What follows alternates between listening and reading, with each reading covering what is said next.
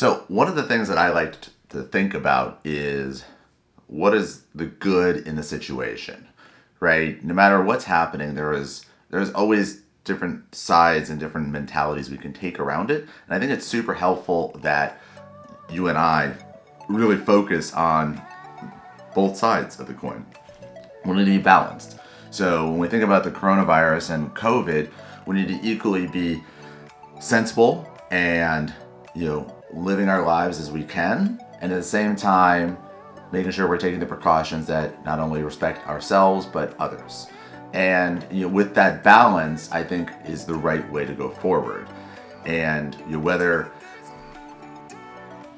whatever precautions we are all taking, whether it's in a local area or it's on a world scale, they do create some interesting effects. And so I've already kind of shared some deep thinking around what we can do with this time, how we can be better individuals, how we can improve our lives, be more productive, just be better humans.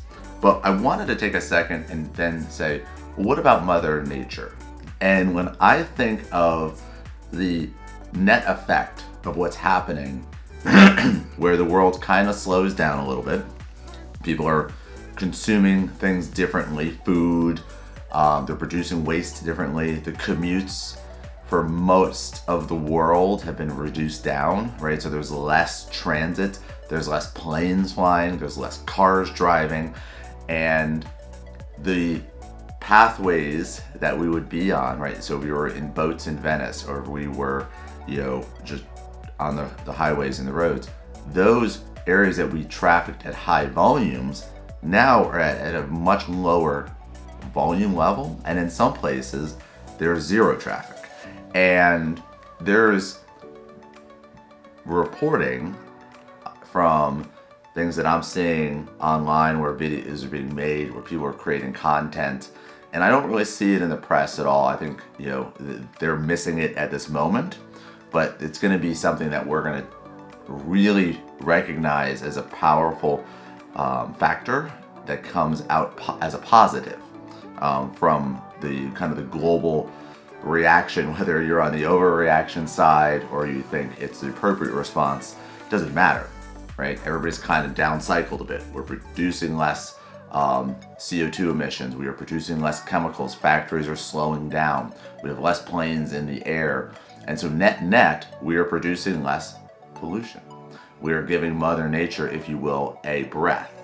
And whether it is for a few weeks or a few months, it is very interesting and exciting what could be a global-wide reset and what it would mean for our planet. And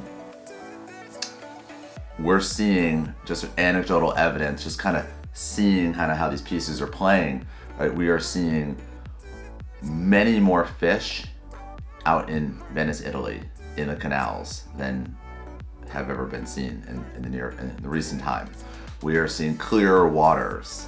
We are seeing just less pollution creation happening from humans all around.